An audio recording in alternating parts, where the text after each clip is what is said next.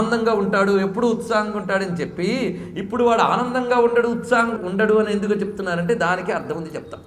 మొట్టమొదట నకించిద్వాంఛతి అనే మాట ఉన్నది. వాడు దేన్ని కోరుకోట. ఇప్పుడు జ్ఞానమునకు చెందిన పరాకోడికి చెందిన జ్ఞాని యొక్క స్థితి, ఇటువైపు భక్తుడి యొక్క స్థితి రెండు ఒక్కలా ఎలా ఉంటాయంటే స్థితప్రజ్ఞ లక్షణంలో ప్రజహాతి యదా కామాన్ సర్వాన్ పార్థ మనోగతాన్ ఆత్మన్యేవాత్మనా తుష్ట స్థితప్రజ్ఞ తదోచ్యతే. ఇక్కడ తుష్ట, అక్కడ తృప్త, ఈ రెండు పదాలు తీసుకోండి. కనుక పరమాత్మ వస్తువు బాహిరమైనది కాదు కదా, ఆంతరమైనటువంటి ఆత్మవస్తువే. ఆత్మవస్తువుతో తాదాత్మ్యం చెందిన వాడికి ప్రజహాతి యదా కామాన్ సర్వాన్, సర్వకామములను విడిచిపెడతాట. జహాతి అంటే విడిచిపెట్టుట, ప్రజహాతి అంటే పూర్తిగా విడిచిపెడుతున్నాడు వాడు. అందుకే నకించిద్వాంఛతి, వాడిని స్థిత ప్రజ్ఞుడు అన్నాడు. వాడిలో ఉన్న ప్రజ్ఞ ఎప్పుడు స్థిరంగా ఉంటుంది, చలించదు. అలాంటి స్థితప్రజ్ఞ లక్షణం ఇక్కడ పరమభక్తుడికి లభిస్తున్నది. అందుకు నకించిద్వాంఛతి, వాడు దేనిని కోరుకోవట్లేదు. ఈ విషయం మనకి పరమాత్మ భక్తి యోగంలో తెలియజేశాడు.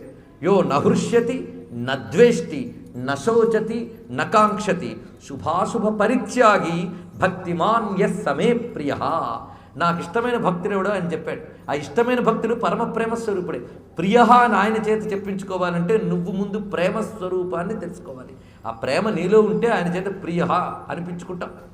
అలా ఉన్నవాడు యో నహృష్యతి నద్వేష్టి నశోచతి నకాంక్షతి.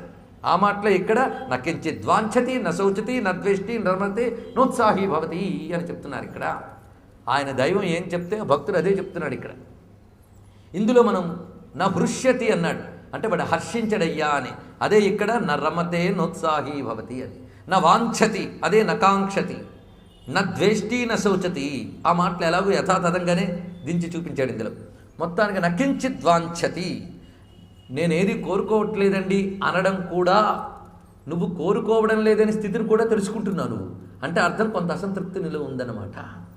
పైగా ఒక్కొక్కసారి నాకేంటి వేటి మీద కోరిక పుట్టట్లేదు, నేను ఎదిగిపోయినేమో అనుకున్నావు అంటే అది దోషమే. ఎందుకంటే నువ్వు కోరికని మరిపించేయాలి. అసలు కోరికకి స్థానమే లేదు. కోరిక ఉందా లేదా అనే ఆలోచన కూడా ఉండరా. అది ఎక్కడ తీరుకుంది? ఆ పరమాత్మ యందు తల్లీనమై ఆనందించేటప్పుడు తద్విరుద్ధమైన దేని యందు కూడా వాడికి మనసే లేదు. కనుక నాకు వేటి మీద కోరిక లేదని ప్రత్యేకించి కూడా చెప్తాడు. వేటి అనేది వాడికి కనపడదు. పరమాత్మ యందే తన్మయ స్థితి ఉన్నటువంటి వాడు. అలాంటి వాడు గనుక వాడి చిట్ట చివరికి ఆహా పరమాత్మను కొలిచే భాగ్యం నాకు లభించిందే అని కూడా ఆనందించటండి. అది చాలా లోతైన మాట. నా రమతే అనేదాన్ని అర్థం చేసుకోవాలంటే ఇది. వాడికి పరమాత్మ సేవ చేసే భాగ్యం లభించింది అని అనుకోడు. ఎందుకంటే ఆ సేవలో ఉన్న ఆనందాన్ని అనుభవిస్తాడు కానీ ఇది నాకు లభించిందే అని మళ్ళీ గుర్తించడు. ఉదాహరణకి దారుకుడు శ్రీకృష్ణుని యొక్క సారథి. ఆయన ఒకసారి కృష్ణ పరమాత్మ విశ్రాంతిగా ఉంటే విసనకర పట్టుకు విసురుతున్నట్ట. విసురుతూ ఉండగా ఆయనకు ఒక్కసారి ఆనందం కలిగింది. ఏమని? జగత్తు నేలేటువంటి సార్వభౌముడు, సర్వాంతర్యామి సర్వవ్యాపకుడైన పూర్ణ బ్రహ్మము ఒక రూపము ధరించి నా ముందు కూర్చుంటే ఆయనకు వేయవని విసిరే భాగ్యం నాకు లభించిందే అనుకున్నాడు. అనుకోగానే ఆయన ఒళ్ళంతా పులకించిపోయి ఆ విసనకర చేతి నుంచి జారిపోతున్న స్థితికి వెళ్ళిపోయాడు. అంత ఆనందానుభూతిలో వెళ్ళిపోతున్నాడు. వెళ్ళిపోతుంటే ఒక్కసారి మళ్ళీ తెప్పరిల్లాడు. నేను ఆ ఆనందానుభూతిలోకి వెళ్ళిపోతే విసరడం మానేస్తే నా స్వామికి ఎలాగా అనుకున్నట్టండి. ఇది ఆనందించడానికి కూడా ఆయనకి ఇష్టం లేదు, విసరడంలోనే సరదా ఉంది. అంటే ఆ స్థితి ఇంతకంటే బాగుందనమాట. అందుకు నరమతే, ఇది ఊహిస్తే మీకే తెలుస్తుంది ఇందులో ఉన్నటువంటి లోతు. అందుకు వాడికి దీనివల్ల ఏమిటి అనే ప్రశ్నే లేదు వాడికి. వాడు నిరంతర తృప్తులై ఉండడం వల్ల దేని యందు కూడా నా వాంఛతి. మనం ఒకరి ఇంటికి వెళ్ళామనుకోండి, వాడు మనల్ని సరిగ్గా పలకరించడం. ఎవరి కోసం చూస్తున్నామంటే నాకు చాలా ప్రాణమిత్రుడు ఒకడు రావాలండి, వాడి కోసం ఎదురు చూస్తున్నామంటే వచ్చినవాడు ఉంటాడా అండి? ఏమనుకుంటాడు? అలాగే భగవంతుడనే ప్రియ అతిథిని లోపలికి పిలిచి మళ్ళీ ఏ కోరిక కోసమో మనం చూస్తూ ఉంటే అది ఎంత దోషం, ఎంత ద్రోహం అండి. అది తెలుసుకుని నకించిద్వాంఛతి, మరి ఏది లేదు. పైగా భక్తుని హృదయంలో ఏది లభించాలో అది లభించింది. లబ్ధ్వా, సృష్టిలో ఏది లభించినా మరో కోరిక వస్తూనేది, కానీ ఇది లభిస్తే మరి కోరికే లేదు. అందుకు ఇది లభించిన వాడు మరో చోటికి వెళ్ళడు అనే విషయం మనకి ప్రహ్లాదుడు తేల్చి చెప్పాడు. ఇంకా మనకి ఆళ్వారులు చాలామంది కీర్తిస్తూ తవామృతస్యందిని పాదపంకజే నివేశితాత్మా కథమన్యదిచ్చతి స్థితోరవిందే మకరంద నిర్భరే మధువ్రతో నేక్షురసం వీక్షతే అయ్యా వికసించిన కమలంలో ప్రవేశించినటువంటి తుమ్మెద అది వదిలి చెరకు రసం వైపు వస్తుందా చెప్పు అని చెప్పాడు. ఇక్కడ వాటి వైపు వెళ్ళదు కదా. అలాగే నీ పాదకమలయములు యందు చేరిన మనస్సు మరొక చోటికి రాదు అని చెప్పాడు. ఆడ తర్వాత నా శౌచతి, వాడి ఏడవడు అన్నాడు. కోరడు, ఏడవడు. ఇది చాలా గొప్ప మాట. మన బ్రతుకంతటికి ఒక్క మాటలో ఏదైనా నిర్వచనం చెప్పండి అంటే ఏడుపే. పుట్టిన దగ్గర నుంచి ఇప్పటి వరకు ఏడుపు ఏడుపు. ఎన్ని ఏడుపులు ఏడ్చామో త్యాగరాజు వారు చెప్తారు. సతులకై కొన్నాళ్ళు, సుతులకై కొన్నాళ్ళు, ధన తతులకై తిరిగి తినయ్యా. వీళ్ళ కోసం ఏడవడంతోనే బ్రతుకంతా అయిపోయింది. కొంతకాలం వాళ్ళ కోసం ఏడుపు, కొంతకాలం వీళ్ళ కోసం ఏడుపు, మరికొంతకాలం ఇంకొకరి కోసం ఏడుపు. ఇలా ఏడవడంతోనే బ్రతుకంతా అయిపోయింది. చివరికి వీడు ఎప్పుడు పోతాడా అని మిగిలిన వాళ్ళు ఏడుపు. పోయిన తర్వాత పెద్ద ఏడుపు ఒకటి. ఇలా ఉంటుంది మనకంతా కూడా. కానీ అసలైన భక్తుడు నశోచతి, వాడికి ఏడుపు అనే వాసనే లేదు వాడికి. నశోచతి. ఇది కూడా ఇందాక కథనే కంటిన్యూ చేద్దాం. మన ఇంట్లో ఎప్పుడు శోకం వస్తుంది? జరిగిన దాన్ని తలంచుకుంటే శోకం వస్తుంది. గతం వల్లనే శోకం. ఒకటి అనుకుంటావు జరగలేదు అనేది గతంలోకి పోయి దానివల్ల నువ్వు శోకం పడుతున్నావు. ఇది ఎలాంటిది అంటే, ఎవడో మనం ఒక ఆత్మీయుడింటికి వెళ్ళినప్పుడు వాడు మనల్ని సరిగ్గా పలకరించకుండా ఏడుస్తూ కూర్చుని, ఏన్నైనా నేను వచ్చాను కదా, ఆనందంగా ఉండొచ్చు కదా అంటే, నిన్న వచ్చి వెళ్ళిపోయిన వాడు వెళ్ళిపోయాడండి, అందుకు నేను ఏడుస్తున్నాను అంటే, వీడికి నేనంటే ఇంతేనా అనిపిస్తుందా లేదా? కనుక ఆ పరమప్రేమ చూపించవలసిన ఆ చోటు తర్వాత మరొకడిని ఎలా ఉంచుతావు నువ్వు? కనుక ఏదో ఒకటి దానికంటే మరొకటి ఉన్నది అనిపిస్తున్నప్పుడు కదా అది పోయిందని ఏడుపు వచ్చింది. కనుక అదే సర్వస్వం ఉన్నవాడికి ఇంకా ఏడుపు ఎక్కడుంది? కనుక నశోచతి. కనుక శోకం గతానికి సంబంధించింది, ఆశ భవిష్యత్తుకి సంబంధించింది. కనుక ఇటు గతము భవిష్యత్తు రెండు నీకు అనవసరం. గతించింది భవిష్యత్తు నువ్వేం చెప్పగలవు? ఆ గతము భవిష్యత్తు, ఈ శోకము ఆశ, అది వాంఛతి, ఇది శోచతి. ఈ గతం భవిష్యత్తు ఈ రెండింటి గురించి చింతన వాడికి ఉండదు. ఒకటే చింతన. ఎందుకంటే వాడికి ఉండడమే తెలుసు, వాడికి జరగడం చేత కాదు. మనం జరిగితే అటు జరుగుతాం, లేదా ఇటు జరుగుతాం, మనకు ఉండడం చేత కాదు. వర్తమానంలో ఎవడూ కూర్చోడు రేపటి గురించే. ఇక్కడ ఇది వింటూనే రేపేం చేద్దామని ఆలోచన పరిగెడుతూ ఉంటుంది, లేదా ఇంతకు ముందు ఏం జరిగిందనే చింతనే పరిగెడుతుంటుంది. వర్తమానంలో బ్రతకడం మనకి చేత కాదు. పరమాత్మ చింతన చేసేవాడు ఎప్పుడు వర్తమానంలోనే బ్రతుకుతాడు. వాడి నిత్యానుభవంలో ఉంటాడు కనుక వాడు జరగడు, అటు ఇటు జరగడు, ఉండవలసిన చోటు ఉంటాడనమాట. కనుక పరమాత్మ చింతన అంటే ఉండడమే.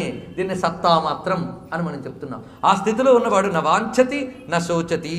ఇక తర్వాత ఈ రెండు అయ్యాక నద్వేష్టి అని ప్రత్యేకించి చెప్పాలా అండి? నద్వేష్టి, వాడు ఎవరిని ద్వేషించాడు, ద్వేషభావం రాదు. ఆ స్థితికి వెళ్ళినటువంటి వాడికి ద్వేషభావం అనేది ఉండదుట. ఎందుకంటే ఇది భయంకరమైన అగ్ని. ఇది లోపల ప్రవేశించిందా మొత్తం సాధనంతా కొడుకుపోతుందండి. అద్వేష్ట సర్వభూతేషు అన్నాడు ఆయన. ఏ భూతమయందు ద్వేషభావం ఉండకూడదు, ఏ ప్రాణికోటి ఎందు. అది ఉంటే నువ్వు తరించలేవు. ఎందుకంటే ఇది అంటుకుందా మనస్సుని ప్రేమ కంటే గట్టిగా పట్టుకుంటుంది. ప్రేమ కంటే ద్వేషానికి చాలా బలం ఎక్కువ. అందుకే తొందరగా చేరుకోవడానికి ఆ మార్గం ఎంచుకున్నారు హిరణ్యకశిపుడు వాళ్ళు. ఎందుకంటే మనస్సు ఎక్కువ పట్టుకుంటుంది. మీకు ఉపకారం చేసేవాడి కంటే అపకారం చేసేవాడి గురించి మీరు ఎక్కువ ఆలోచిస్తారు. దానికి వేగం ఎక్కువ, తీవ్రత ఎక్కువ. కనుక సృష్టిలో దేని మీద నువ్వు ద్వేషం ఏర్పరచుకున్నా భగవంతునికి దూరం అయిపోతావు.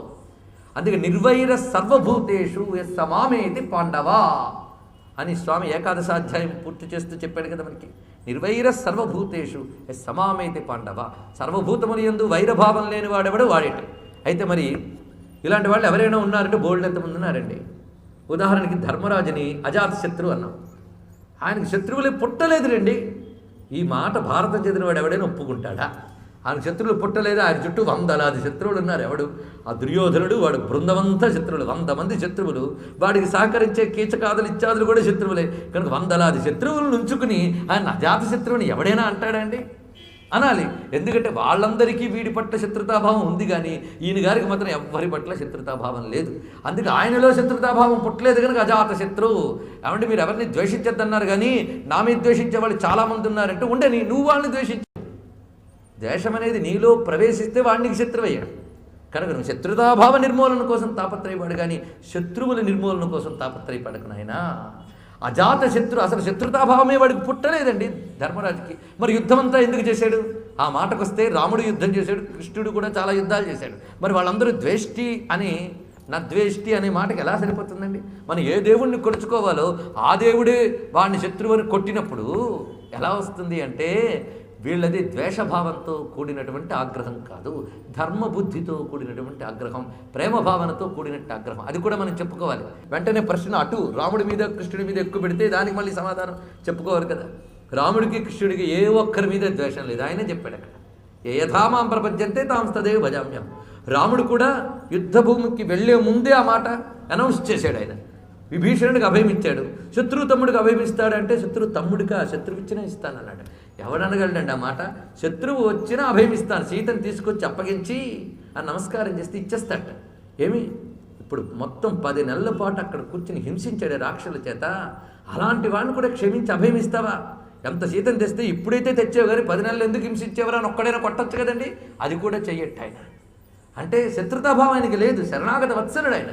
శరణు వేడకపోవడం రావణుడి దౌర్భాగ్యం అనుకోండి, విభీషణుడి సౌభాగ్యం అది. కానీ ఆయనకి ద్వేషభావం లేదు, అక్కడ ధర్మభావన తప్ప ద్వేషభావం లేదు. ఎందుకు ఆ ధర్మభావన ఉంది?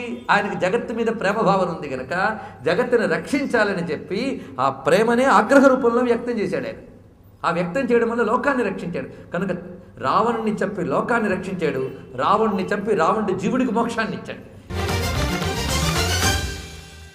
మీ అభిప్రాయాలను సూచనలను మాకు తెలియజేయాల్సిన చిరునామా భక్తి TV, care of Rachana television private limited, road number 92, Jubilee hills, Hyderabad 5,96,000.